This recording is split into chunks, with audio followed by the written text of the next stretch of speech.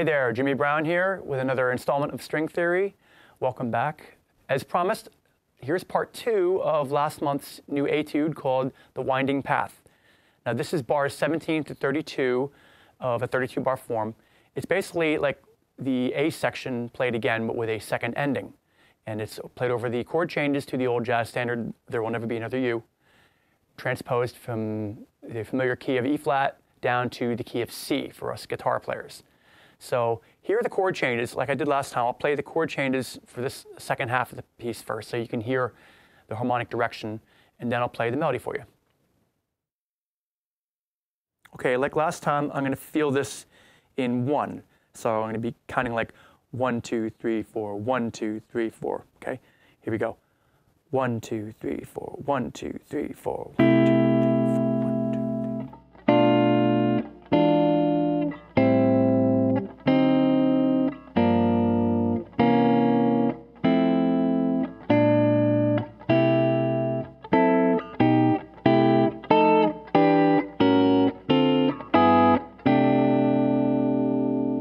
Okay, a little slower, and I'll say what the chord changes are.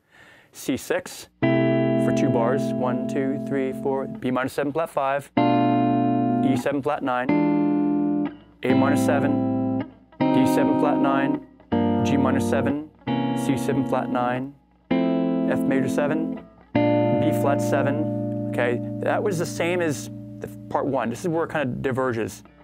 C6, and then F sharp minor 7 flat 5. Nice chord, B7 flat 9 sharp 5, and then C6, F7. I'm kind of doubling the third here. E minor 7, A7, sorry, A13 flat 9. Nice chord. D minor 7, G7 flat 9. I'm sorry, G13 flat 9. There's a 13. Those chords, kind of like Stevie Wonder. You Are the Sunshine of My Life.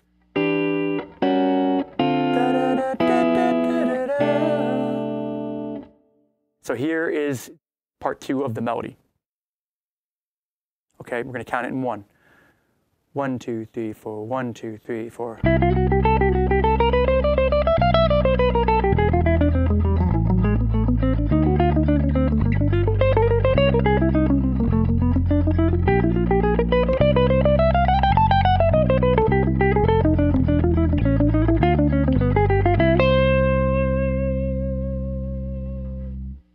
A little slower.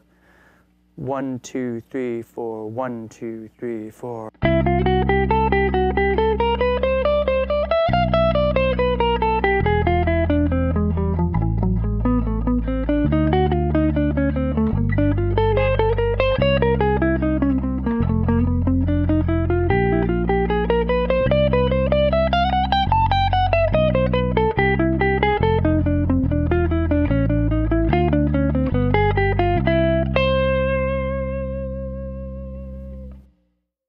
So we began on the note that we left off with last time.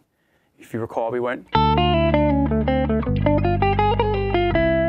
And in the fingering and the tab, you'll see we shifted to index finger because I knew that we were going to be doing this climb. Okay, we're starting on the 3rd of C, which is E, doing a chromatic walk up from E to G. G is the 5th. And then that thing we talked about last time where you kind of dance around a chord tone using neighbor tones. And then walking up to the root. Kind of like what we did, we went last time, so. And then targeting the flat 5 of B minor 7 flat 5. That would be.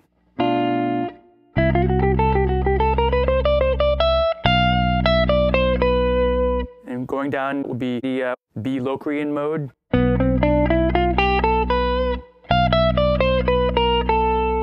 But then throwing in a chromatic note, okay? Because as I mentioned last time, part of the art and science of doing something like this is throwing in enough notes as filler to satisfy your goal of making an even stream of notes, and also to make life easier on your pick hand by optimizing your string crosses so that you're doing inside the strings picking.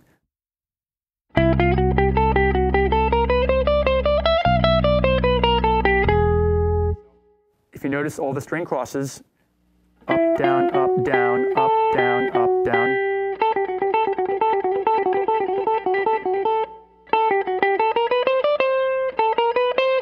See, I go down, up, down.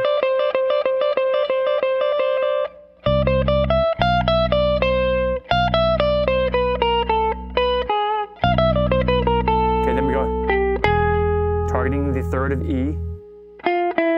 Little finger slide there.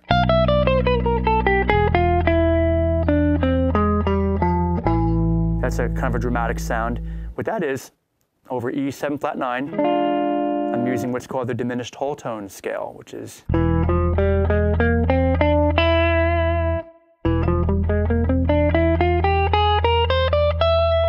is the F melodic minor scale beginning on the 7th. So we went from here. We left that one note, which is this note. If we wanted to go straight down the scale, we go. But that would be too many notes, right? So. Plus, I'm thinking of this shape. That's like an E augmented shape.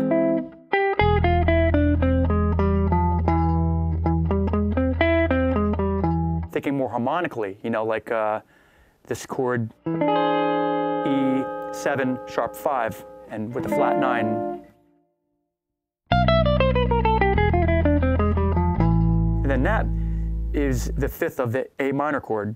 Remember, A minor 7, because we went B minor 7, E7 flat 9, A minor 7, E, A minor 7. Okay, now I'm going to go. I'm playing A melodic minor.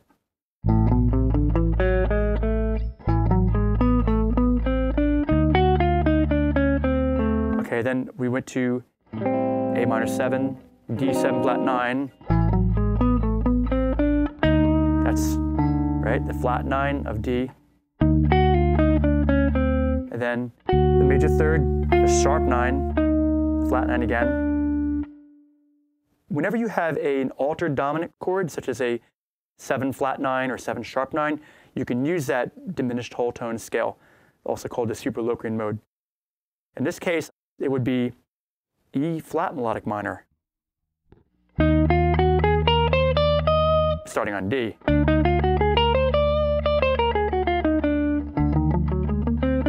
So I went,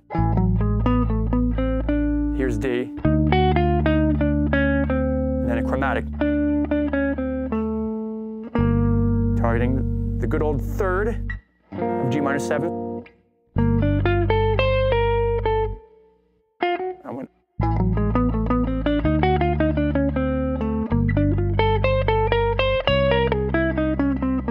Wow, lots of altered dominance going on here, right? That's a B flat major 9 arpeggio. If you recall from two columns ago, I did that raking leaves where I went. I did the E minor 11 arpeggio. Well, I'm doing the same thing off a G now. I'm going. That's the root. So I went.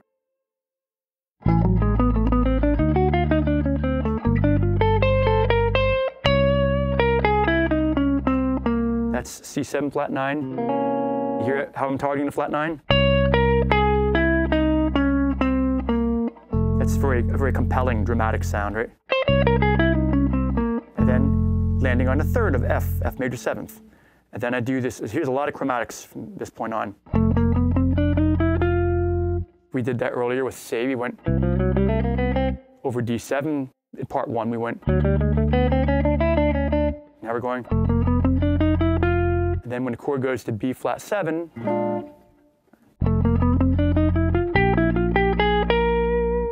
I'm using F melodic minor, because that works over B flat 7. That's F melodic minor over B flat 7. That's the 4th mode. It would be called Lydian dominant, B flat Lydian dominant. So F major 7, flat 7 with B flat leading dominant. Okay, then I've thrown a B natural here, which you may think is weird over B flat 7. But what it really is an anticipation of the C chord that comes after it. I was thinking about going, you know, hitting the ninth of B flat, but I kind of like the way I go to B natural here. It sounds like I'm kind of jumping the gun on the C chord or anticipating, which is actually a good thing in music sometimes to, you know, get ahead of yourself a little bit.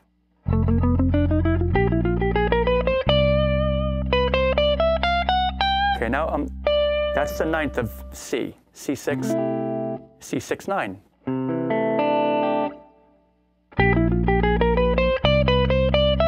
Walk up chromatically, and then over this dramatic F sharp minor 7, B7 flat 9 sharp 5.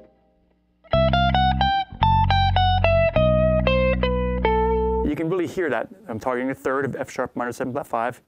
And then the third of B7. Little finger slide. And then G is the fifth of C. For our final turnaround here, I'm going.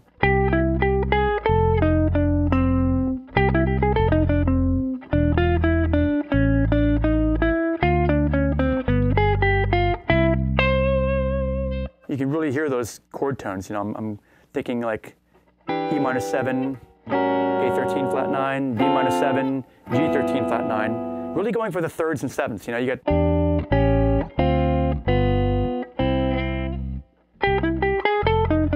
Okay, that's the C6, F7 change. You know.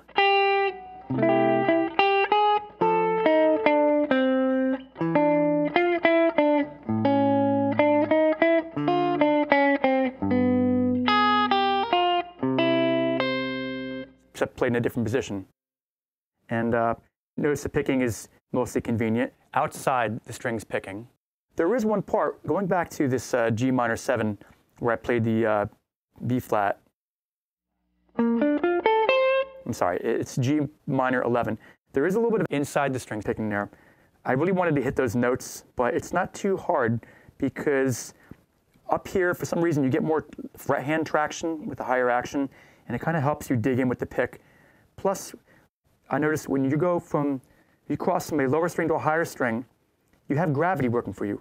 You know, so if you're going like this and then going to the next higher string with a downstroke, you know, gravity is helping me pull. So when I went, that part, that was the trickier inside the strings picking. But I'm letting my hand fall. And then from that point on in, I think it's all outside.